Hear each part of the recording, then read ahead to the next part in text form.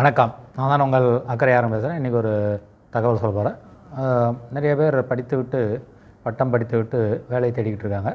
So வேலை தேடிட்டு apply பண்ணுறாங்க, ஒரு ரெஸ்யூம் ரெடி பண்ணுறாங்க, அப்ளை பண்ணிவிட்டு அவங்க மட்டும் வருவான், எப்போ வரும் இன்டர்வியூ வரும்போது பார்க்கலாம் அப்படின்ட்டு உட்காந்துருக்காங்க.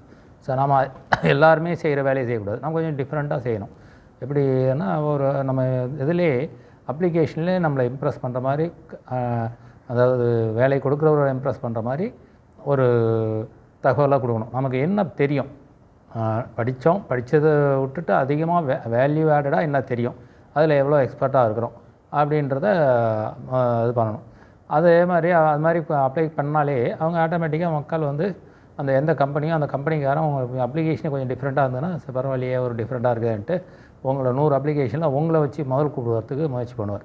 ஸோ அப்படி முதல் கூப்பிட்றாருன்னு நான் இன்டர்வியூ போனேன்னா போன உடனே நான் இன்டர்வியூக்கு வந்திருக்கேன், என்ன சம்பளம் கொடுப்பீங்க, எப்போ ஜாயின் பண்ணுறது அப்படின்னு நம்ம அதிகாரத்துறையெல்லாம் கேட்கக்கூடாது. ரொம்ப கொஞ்சம் சப்மிசிவாக இருக்கணும். அதே நேரத்தில் எனக்கு இந்த வேலை தெரியும், இதில் இந்த விஷயம்லாம் எனக்கு தெரியும், இதில் நான் நல்லா ப்ரூவ் பண்ணணும், அந்த என்ன தெரியுமோ அதை சொல்லணும்.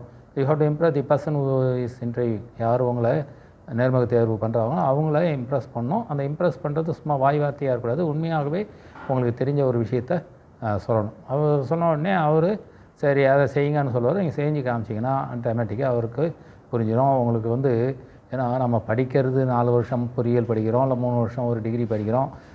அது மாதிரி படிக்கிறத 4 வருஷம் 3 வருஷம் படிக்கிறத ஒரே நிமிஷத்தில் சொல்ல முடியாது.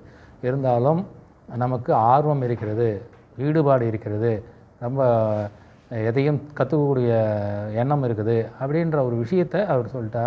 ஏன்னா நாம் படித்தது ஒன்று, பொதுவாகவே படிக்கிறது பூரா அப்படியே கம்ப்ளீட்டாக பண்ண போகிறதில்ல. நாம் நடைமுறை வாழ்க்கையில் என்ன எது சாத்தியமோ அதுதான் நம்ம செய்ய போகிறோம். ஸோ அதுமாதிரி இருக்கும்போது அந்த மாதிரி அவருக்கு அந்த கம்பெனிக்கு அந்த நிறுவனத்துக்கு என்ன தேவையோ அதில் உங்களுக்கு என்ன தெரியுமோ அந்த திறமையை நீங்கள் திறமையாக காமிச்சிங்கன்னா ஆட்டோமேட்டிக்காக அந்த கம்பெனிக்காரரை உங்களை நீங்கள் திறமையானவர், கண்டிப்பாக இன்னும் 2 விஷயம் தெரியலனா கூட தெரிஞ்சுக்கிட்டு செய்வீங்க. ஏதாவது பாசிட்டிவ் ஆட்டிடியூட், எதையும் செய்யணுமன்ற ஒரு நல்ல எண்ணம் இருக்குது, அதனால் உங்களால் செய்ய முடியும்ன்ட்டு உங்களை வேலைக்கு எடுத்துக்குவாங்க. ஸோ சம்பளம் இன்றைக்கி ஆரம்பத்தில் கொஞ்சம் முன்ன பின்ன இருந்தால் கூட நம்முடைய திறமை முழுமையாக நம்மளுடைய அர்ப்பணிப்பாங்க இருந்ததுன்னா ஆட்டோமேட்டிக்காக நம்மளுடைய சம்பளம் நம்மை அறியாமலே சேரும். அதனால் வாழ்க்கையில் மாணவர்கள்,